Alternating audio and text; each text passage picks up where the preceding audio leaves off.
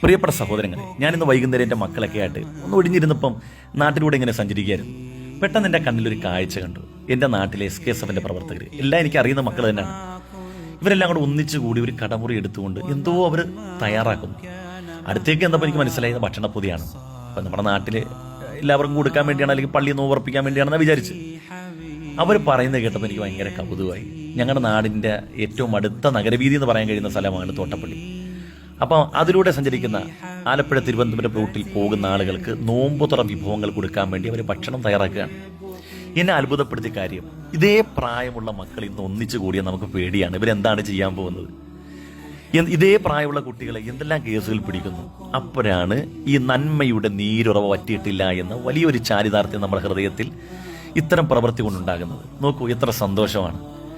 നമ്മുടെ നാട്ടിലെ സുന്നത്തമായത്തിൻ്റെയൊക്കെ സംഘടന പ്രവർത്തിക്കുമ്പോൾ നമുക്ക് ഒന്നും ഭയപ്പെടേണ്ടതില്ല. നമ്മുടെ മക്കളുടെ കടിഞ്ഞാണ് നമ്മുടെ നാട്ടിലുള്ള പണ്ഡിതന്മാർ, അതുപോലെ തന്നെ ഉമറാക്കട കയ്യിലുണ്ടാകും. അൽഹംദുലില്ലാ, നമ്മുടെ മക്കളൊക്കെ സുന്നത്തമായത്തിൻ്റെ സംഘടനയിലൊക്കെ പ്രവർത്തിക്കട്ടെ. വലിയ സന്തോഷം. അള്ളാഹു അവർക്കൊക്കെ വലിയ പ്രതിഫലം നൽകട്ടെ.